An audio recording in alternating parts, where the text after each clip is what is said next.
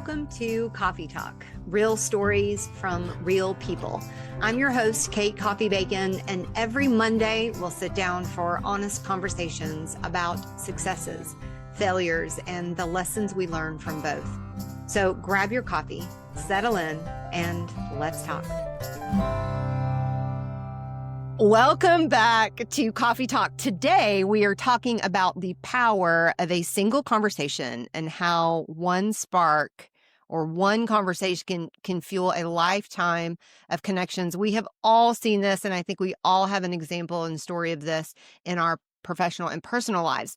Joining me for this conversation is Amiee Keenan. She has made connections her mission. Amiee is the founder of the ISV Society, and her journey from partner marketing to her work in building a thriving community is such an inspiration. She spent over 25 years in the Microsoft Dynamics channel building bridges, breaking down silos, and proving that collaboration is not only possible, but powerful. Amiee, welcome. Thank you for joining me today.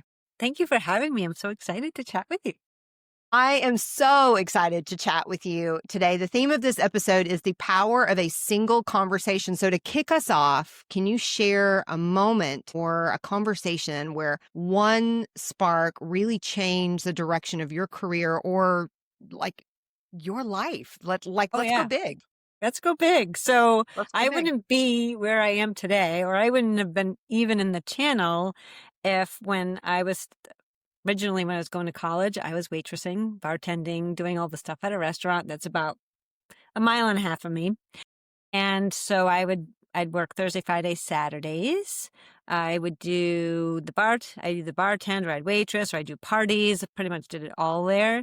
But there was always these two people that came in every Friday and sat at the bar and ate. And I always just would chat with them because that's what I am. I'm an extrovert, so I chat with anybody and everyone. And so for some reason we got talking about, they asked me like, oh, what do you do? Like just asking me personal stuff. I'm like, oh, I'm married. I have kids. I'm going to college. I'm getting my marketing degree. I'm almost done with school. And I'm looking for what's next. And like, well, we might be looking for a marketing person to help our business. And then maybe you could do an internship and maybe we could work with the college that you go to do an internship program and you could help spearhead that. And so basically that conversation turned into me starting an internship program at Blue Moon Industries and then starting there as an intern and then finishing my degree in marketing and then getting hired full time in this channel that we call Microsoft. We call home, frankly. And home. And it was Great Plains at the time. So yeah. Right. Yeah. I think I read that story. Did you post that on LinkedIn? I did. Saw that. Do you have that picture? I have a picture of that me went along with that story in your waitress? Because they used to have their holiday parties there every year. So I would do their part. I would be the person that ran the party, made the drinks, did all the stuff for them every year for their party. Yeah. So you have seen a ripple effect of connections. Obviously, that one was a big ripple. That was like a stone in the water, right? What have you learned about the ripple effect of connection? What have you seen that has come from that?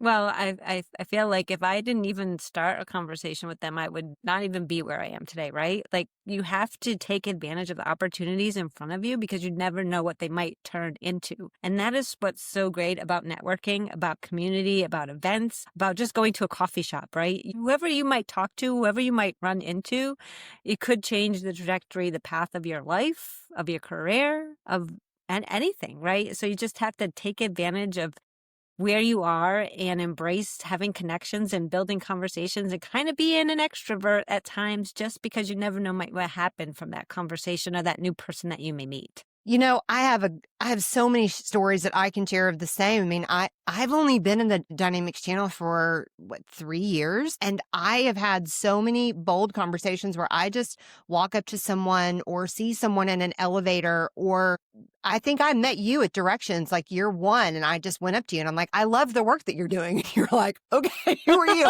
you? But you've just got to get out of your comfort zone. And anyway, you never know. And these people, like you start those conversations and then they become your friends and you start building those connections and those authentic relationships. So your story ties right into your work, the work that you're doing today. So let's talk about ISV Society. You said it's not just about building connections, but celebrating them. And bravo to you. You are a queen of building those connections. Why did you start the ISV Society? Was it a gap that you saw in the channel? What motivated you to start it? Sure. So 4.5 years ago, obviously, when COVID hit, like we had to really think about, as an ISV, how we were going to get in front of more partners and customers, because we always considered in-person events that major driving factor, right? And so over the years, we've incorporated that into our marketing. And now all of a sudden, hey, this is gone and you still need to make your numbers. So what the heck are you going to do to make your numbers, right? And so I had to really think out of the box. And luckily, the ISV I was working for lets you think out of the box and get really creative and have a lot of fun with it. So I came up with ideas like having happy hours, having virtual events, but bringing in other ISVs to do it with me, because we were all in the same boat. Like, what the heck are we going to do? I'm like, we're going to work together because that's what we have to do, because we all want to get more in front of partners and customers. And the best way to do that is by collaborating and working together. And so we did virtual events, we did happy hours, we did direct mail campaigns, I had a ventriloquist come on and do a fun little, thing, because we want to do other things than just demo. And we wanted it to be fun, and we wanted it to be engaging, and we wanted it to be memorable. And of course, we want to come up with different ways to do that. So fast forward to today, well, while I was doing all that, I'm like, well, why does it have to just stop here?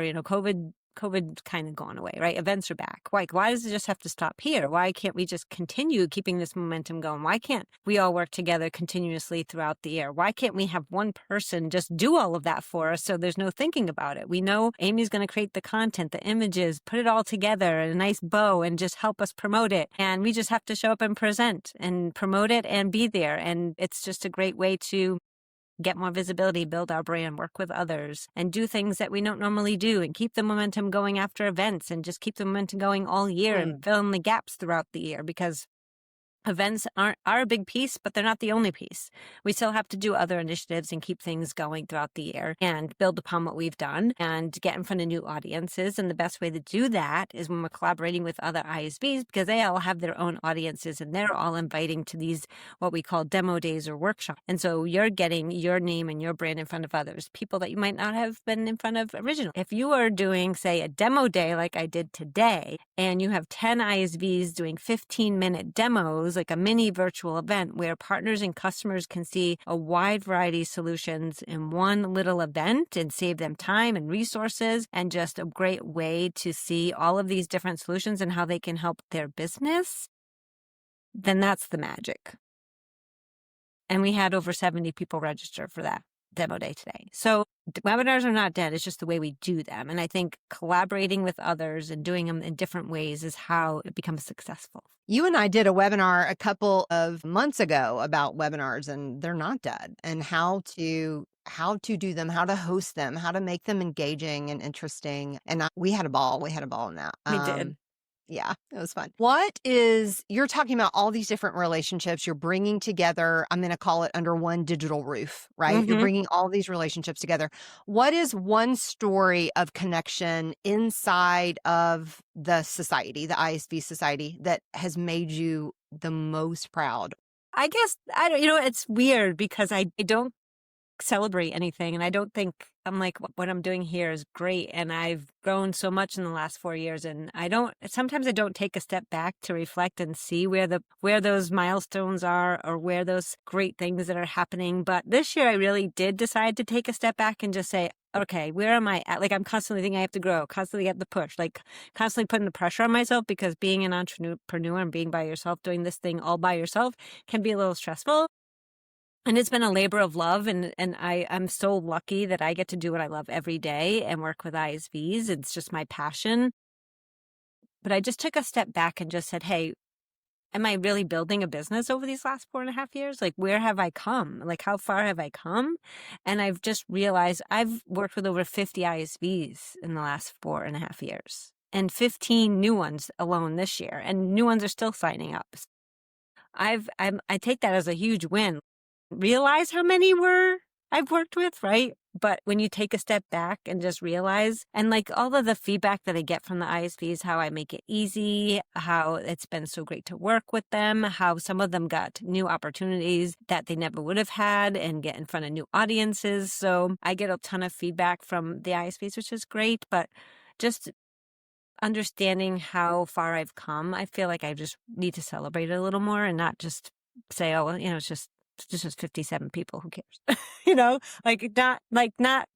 I don't know, not sell myself short, which I do a lot. So I'm trying to get better at that. I think that's kind of the nature of women, kind of downplay what we're doing. When I own my own business, somebody told me once, they're like, you've got to stop, look back and celebrate how far you've come. You've got to celebrate your success. And I remember the day that I got the keys to my studio and I walked in my studio and I just took a big breath and I exhaled and I was like, I'm going to celebrate this for myself right now. So, and you should. Yeah. It's easy for me to tell other people to do it. Just right. Not easy for me to celebrate it, but I'm trying. Right. I'm trying. But just to take that moment and celebrate yourself and congratulate yourself on what you're doing. You are so impactful in the community. I mean, Amiee, like I said, I'd been in the community, I want to say for 3 or 4 months, and I already knew who you were. So that, you're doing a whole lot of things right. And I was like, she's one I've got to meet. I literally just came up to you in your face, like, hi. Yes, you did.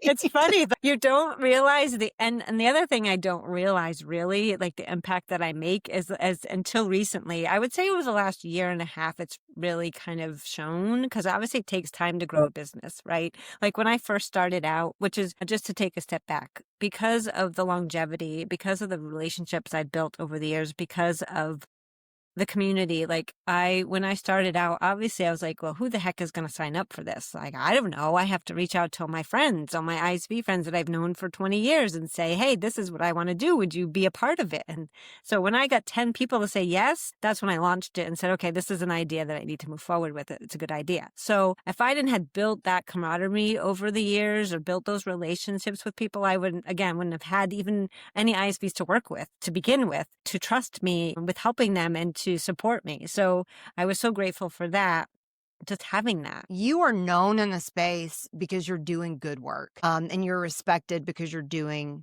good work. So that's why people know you and respect you. What do you think that people get wrong? You were talking about competition, collaboration. What do you think that people get wrong about competition versus collaboration? I want to say we're all in this together. And this might be a big ecosystem, but it's a small ecosystem, and everybody talks to everybody, and partners talk to partners, and customers talk to customers, and things can spread like wildfire, good or bad, right? So I feel like if we're collaborating and working together, that just strengthens those relationships, and partners see that and they like that. They like to see ISVs working together.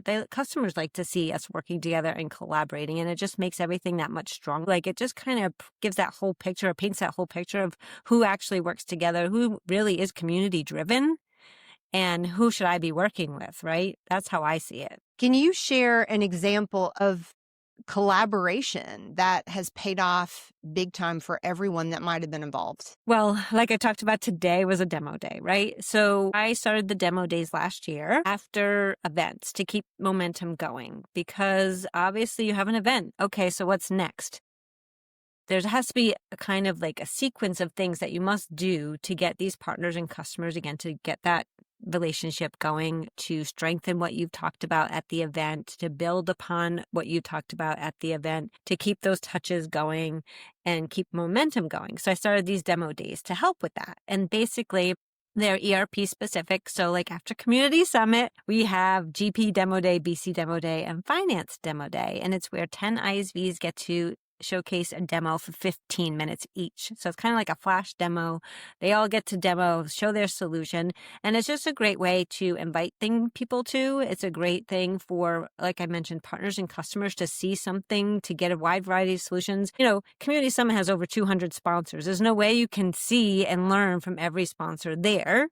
and get a demo from every sponsor, but you can get some of them there, and then you can build upon more after the demo day, and then build upon more after something else. So I feel like those are really just like a nice way to keep, like I said, keep things going, keep things moving, keep things motivated, because after community summit, it's like, okay, well, no, it's next. We're moving on to the next event. But no, it's not that. It's what can I do? This is the hard part. This is the magical part, is what you do after the event that counts. Right. Right. So we're lucky in this dynamic space. And, if someone is listening that might not share this, I would encourage you to look for other opportunities to engage your audience outside. I'm trying to tie this into anyone that may be listening outside of the dynamic space. Oh, yeah.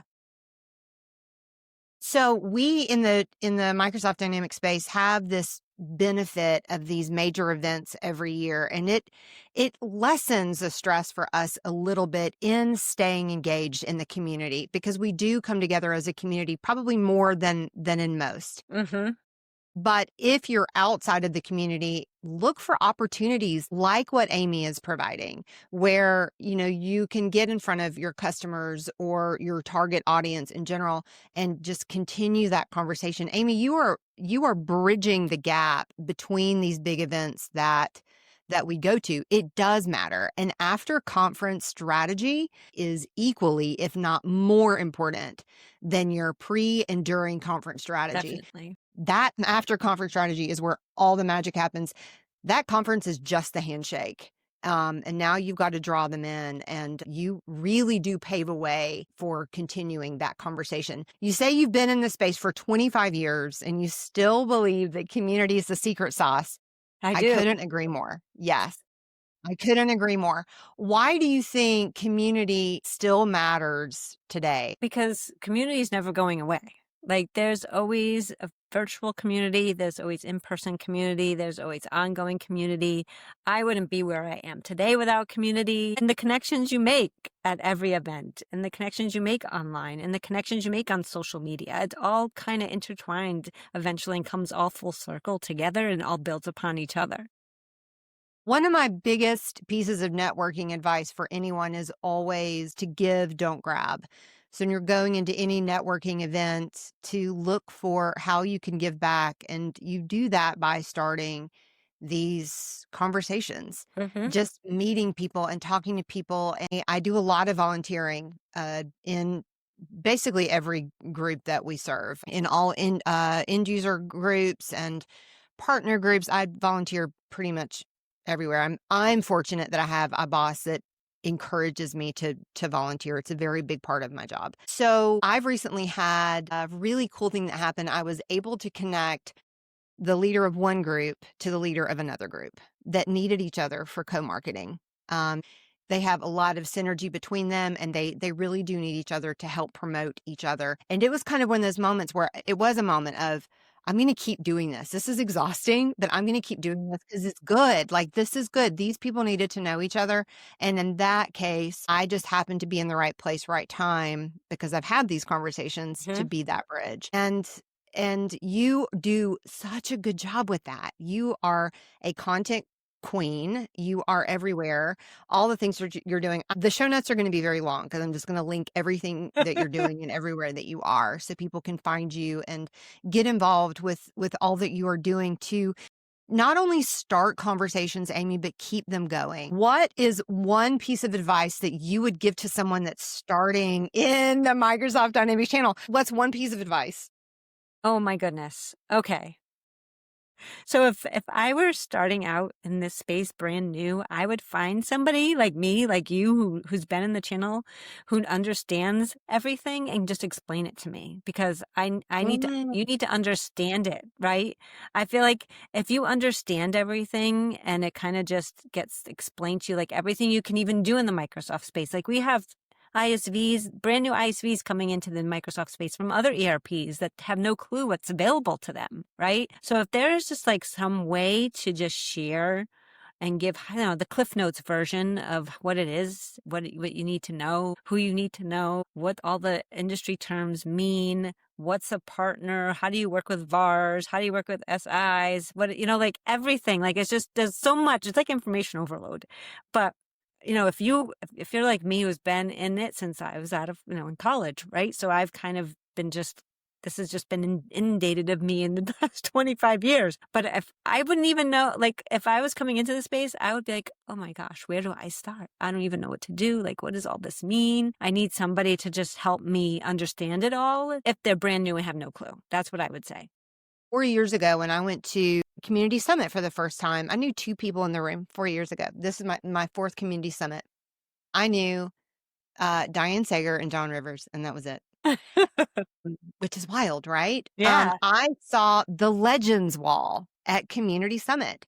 I saw the Legends Wall, and the new Legends are about to be announced, right? So, and I'm been nominated the first time. I'm nervous about it. I'll have the bubbly ready to pop. But I saw the Legends Wall, and I thought, if they're on this wall, and this is before I even knew MVPs. I didn't know anything. You need to talk to somebody and start the conversation and find just that mentor. And I will say, everyone that I've talked to along the way has been like, I don't have a mentor. I have 300 mentors. Amiee, thank you so much for coming onto Coffey Talk today. Thank you for having me.